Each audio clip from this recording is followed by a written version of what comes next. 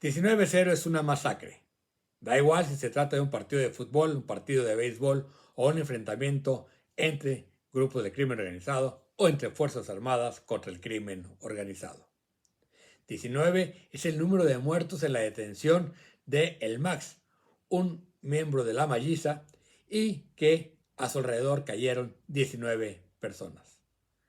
Las Fuerzas Armadas nos dicen que todos son criminales.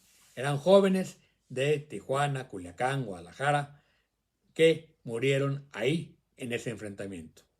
No sabemos, porque nadie más estuvo ahí, si se trataba efectivamente de criminales que estaban armados y dispararon contra las Fuerzas Armadas o personas que estaban ahí en el momento del ataque de las Fuerzas Armadas. Murieron 19 y del otro lado no hubo un solo herido. Es decir, no parece haber habido una gran capacidad de fuego del otro lado. Y no se trata de que haya heridos de parte de las Fuerzas Armadas para que esto sea legal. Se trata de que las Fuerzas Armadas no abusen de la fuerza contra la población. Y menos aún de juzgar a las personas como criminales simplemente porque murieron a manos de las Fuerzas Armadas.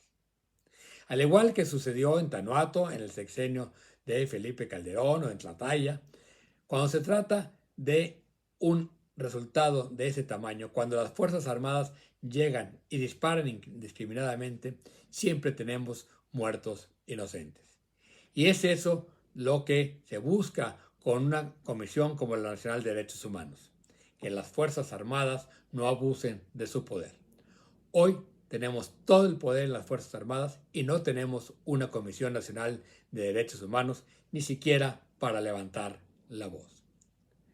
En el 99% de las casi 3.000 denuncias que ha habido en contra de las Fuerzas Armadas durante los últimos 6 años, la comisión de la que está al frente Rosario Piedra Ibarra ha declarado improcedentes las demandas.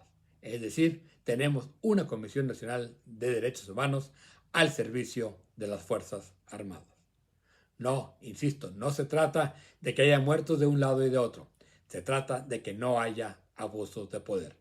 Y esto es lo que sucede cuando dejamos toda la seguridad en manos de las Fuerzas Armadas y la Comisión Nacional de Derechos Humanos en manos de una esbirra.